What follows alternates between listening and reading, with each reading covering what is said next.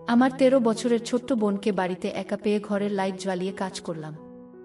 গল্পটা শেষ পর্যন্ত শুনলে আমি গ্যারান্টি দিয়ে বলতে পারি তোমাদের পানি চলে আসবে।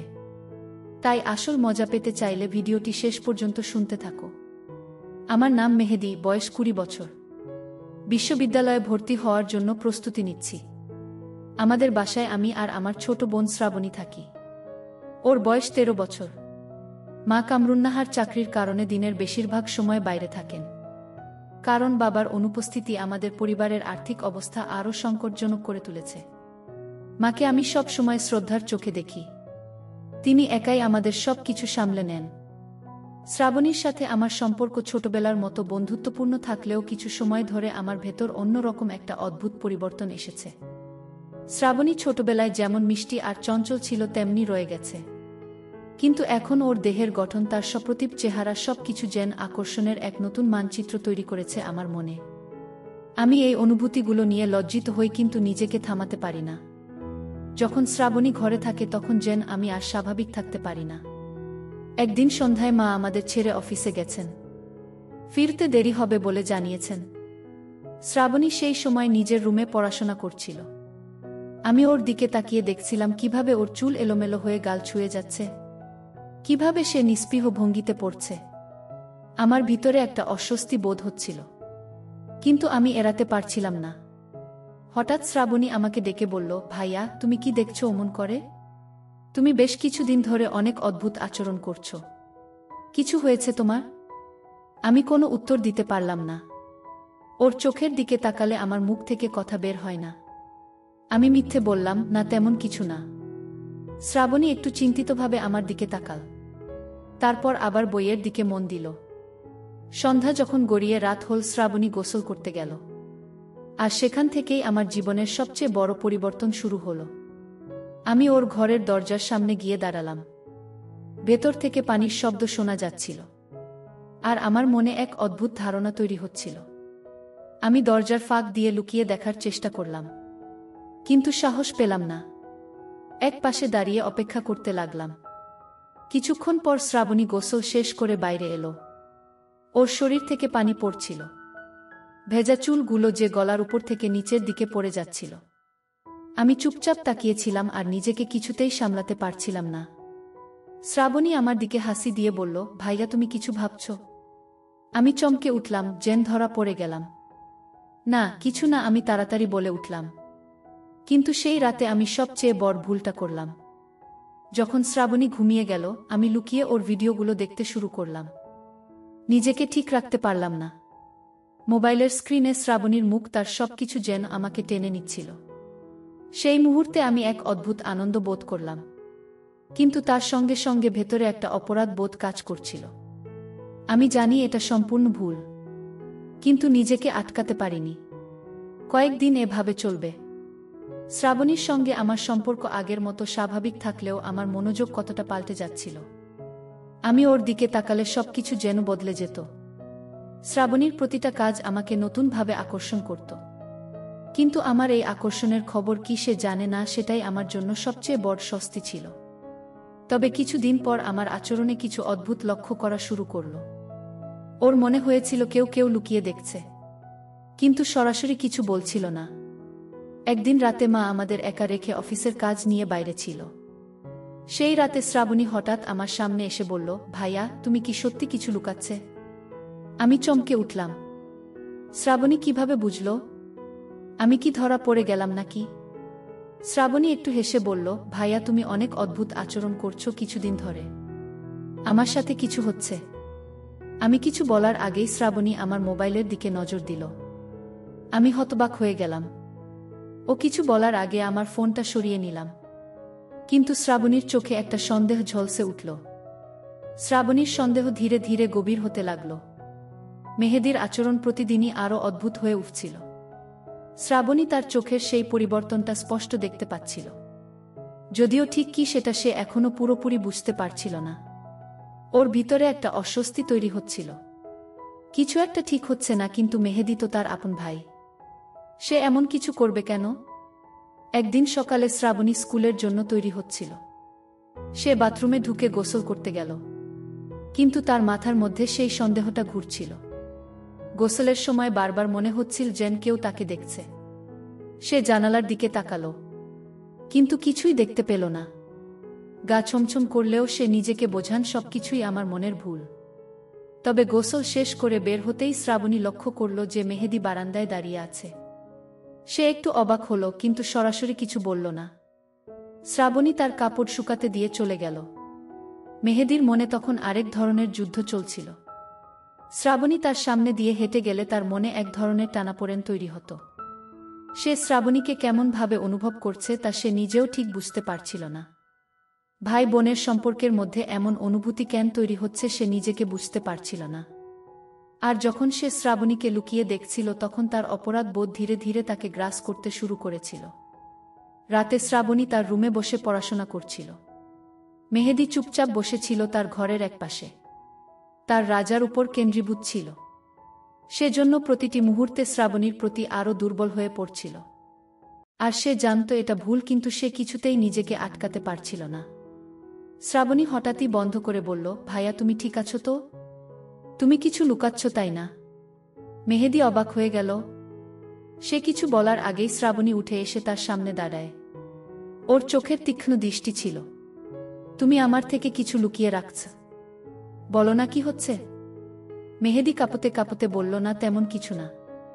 আমি বিশ্বাস করি না ভাইয়া। তুমি কিছু বলছো না, কিন্তু আমি বুঝতে পারছি তুমি কিছু লুকাচ্ছ।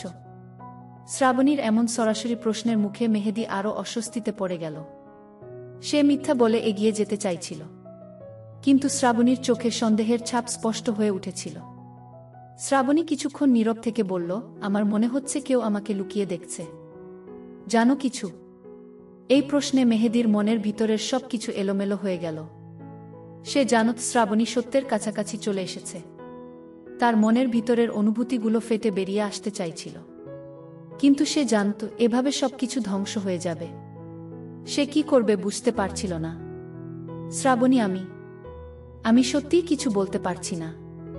শ্রাবণী এবার মেহেদীর কাছ থেকে একটু দূরে সরে দাঁড়াল। তুমি কি লুকোচ্ছ ভাইয়া? শ্রাবণীর কণ্ঠে কিছুটা রাগ মিশ্রিত হয়ে উঠল। এই মুহূর্তে মেহেদীর ভিতরে এক অদ্ভুত অনুভূতি কাজ করছিল। সে শ্রাবণীকে চায়, কিন্তু সেটা প্রকাশ করতে পারছিল না। তার মুখ থেকে সত্যটা বেরোতে চাইছিল, কিন্তু মুখের ভেতরে আটকে ছিল। শ্রাবণী, আমি তোমাকে কিছুই বলবো না আগে। শ্রাবণী আরও ক্ষিপ্ত হয়ে উঠল, কিন্তু তখনও তার মনের গভীরে কোথাও একটা দুর্বলতা ছিল। মেহেদী যে তার বড় ভাই সে কথা সে ভুলতে পারছিল না। ওদের সম্পর্কের গভীরতাকে সে বুঝতে পারছিল, কিন্তু এই জটিলতার মধ্যে নিজেকে হারিয়ে ফেলেছিল। রাতে যখন সবাই ঘুমিয়েছিল, শ্রাবণী তার মোবাইলে মেহেদীর কিছু চাঁদ দেখার চেষ্টা করল। সে মেহেদীর মোবাইল হাতের কাছে পেলে দেখতে পেল সেখানে কিছু ভিডিও রয়েছে যা তার সন্দেহকে আরও বাড়িয়ে তুলল। কিন্তু সে সরাসরি মেহেদীকে কিছু বলল না। শ্রাবণীর মনে সন্দেহের আগুন ধীরে ধীরে বেড়ে চলছিল, আর তার অপরাধ বোধও বাড়ছিল। কিন্তু সে কিছুতেই বুঝতে পারছিল না কিভাবে এই সম্পর্কের টানাপোড়েন থেকে বের হবে। শ্রাবণীর মনে সন্দেহের ছায়া প্রতিনিয়ত ভারী হয়ে উঠছিল। মেহেদীর আচরণ দিনকে দিন আরও অদ্ভুত হয়ে উঠছিল, আর তার মনে এক ধরনের অপরাধ বোধ কাজ করছিল। শ্রাবণী জানত কিছু একটা ঘটছে, কিন্তু সে বুঝতে পারছিল না কিভাবে এই সত্যটা প্রকাশ পাবে। অন্যদিকে মেহেদী প্রতিদিন শ্রাবণীর দিকে তাকিয়ে মনে মনে তাকে কাছে পেতে চাইত, কিন্তু সেই অনুভূতি প্রকাশ করার সাহস পেত না। একদিন মা অফিসের কাজে অন্য শহরে যাওয়ার কথা বললেন। কয়েকদিনের জন্য বাসায় মেহেদী আর শ্রাবণী একা থাকবে। শ্রাবণী জানত এই সময়টা তাদের সম্পর্কের জন্য একটা বড় পরীক্ষা হতে চলেছে। মা চলে যাওয়ার পর বাসায় যান এক অদ্ভুত নীরবতা নেমে এল। মেহেদী শ্রাবণীর মুখোমুখি হলেও কিছু বলছিল না, কিন্তু সেই নীরবতার মধ্যেই তাদের মনে একটা অস্বস্তি বিরাজ করছিল। রাতে শ্রাবণী তার রুমে বসে পড়াশোনা করছিল, কিন্তু তার মন পড়েছিল না। তার মনের মধ্যে একটা ঝড় বয়েছিল। কিছু একটা তাকে ভেতরে ভেতরে কুরে খাচ্ছিল, আর সে বুঝতে পারছিল না কিভাবে এই অস্বস্তি থেকে মুক্তি পাবে। হঠাৎ সে মেহেদীর রুমের সামনে গিয়ে দাঁড়াল। দরজার ফাঁক দিয়ে দেখল মেহেদী মোবাইলের স্ক্রিনের দিকে তাকিয়ে আছে, আর তার মুখে অদ্ভুত একটা অভিব্যক্তি। শ্রাবণী কিছুক্ষণ দাঁড়িয়ে থেকে ভাবল সে কি এই মুহূর্তে মেহেদীর মোবাইলটা চেক করবে। তার মনে হলো এখনই সময়। সে দরজার সামনে গিয়ে বলল, ভাইয়া তোমার সাথে কথা আছে। মেহেদি চমকে উঠল।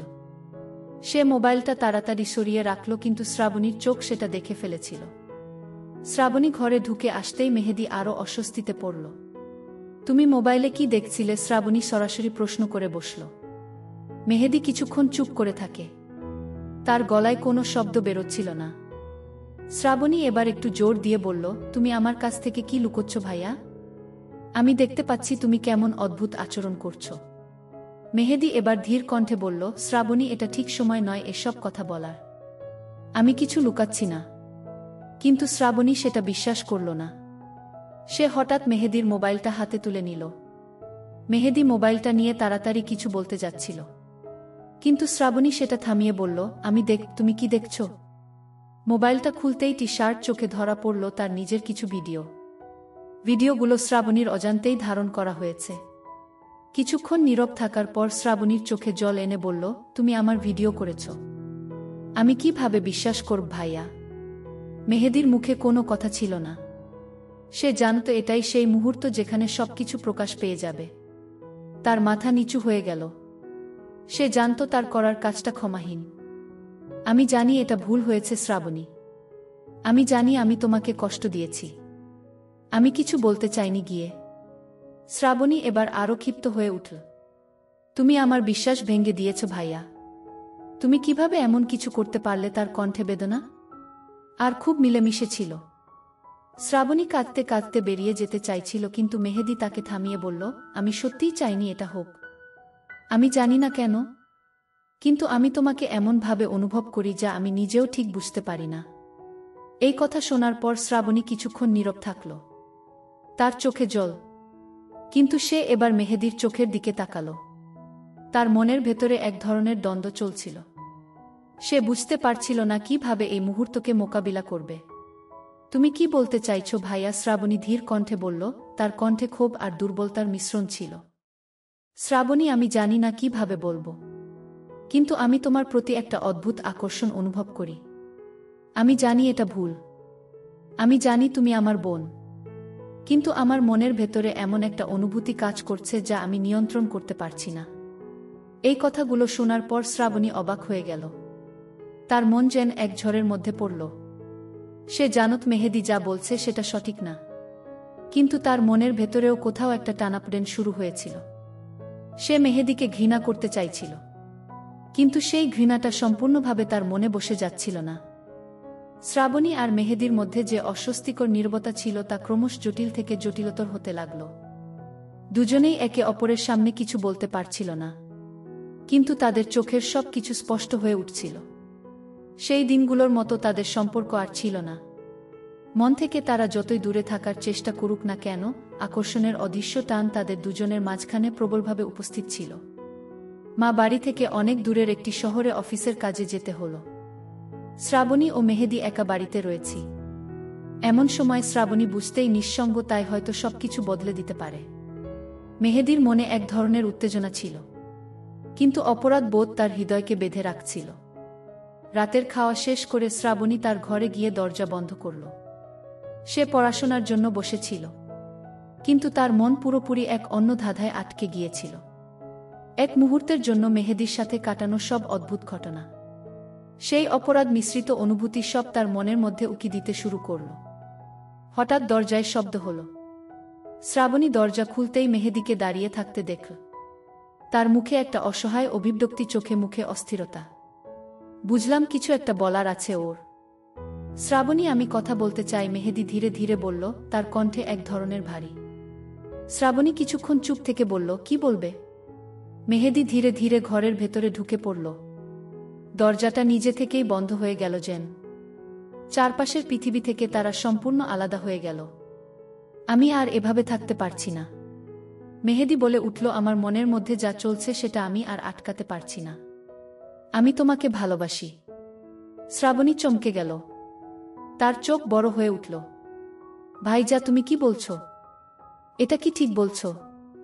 হ্যাঁ শ্রাবণী, আমি জানি এটা ভুল। আমি জানি আমরা ভাই বোন, কিন্তু এই অনুভূতিটা আমি অনেক দিন ধরে লুকিয়ে রাখার চেষ্টা করেছি। প্রতিদিন আমি তোমার সামনে থাকি আর নিজেকে হারিয়ে ফেলি। আমার এই অনুভূতি থেকে মুক্তি পেতে চাই, কিন্তু পারছি না। শ্রাবণী কিছুক্ষণ নীরব থাকলেন। তার মনে এক অসম্ভব দ্বন্দ্বের সৃষ্টি হল।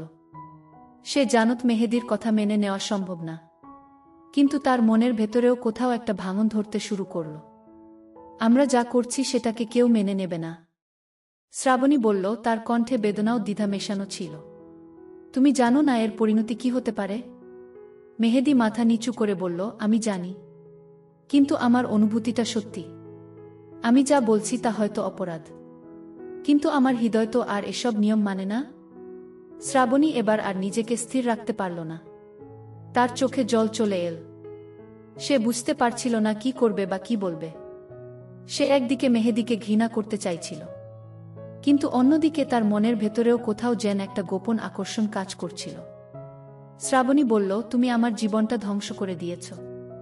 তার কণ্ঠে প্রচণ্ড বেদনা ছিল। তুমি আমার ভাই, আর আমি কখনো এই সম্পর্ককে অন্যভাবে দেখিনি। তুমি আমাকে এমন এক অবস্থায় নিয়ে এসেছ যেখানে আমি আমার নিজের প্রতি ঘৃণা অনুভব করছি। আমি জানি, মেহেদী শান্ত গলায় বলল, আমি জানি আমি যা করেছি সেটা ক্ষমার অযোগ্য। কিন্তু শ্রাবণী, আমি শুধু চাই তুমি জানো যে আমি সত্যিই তোমাকে ভালোবাসি।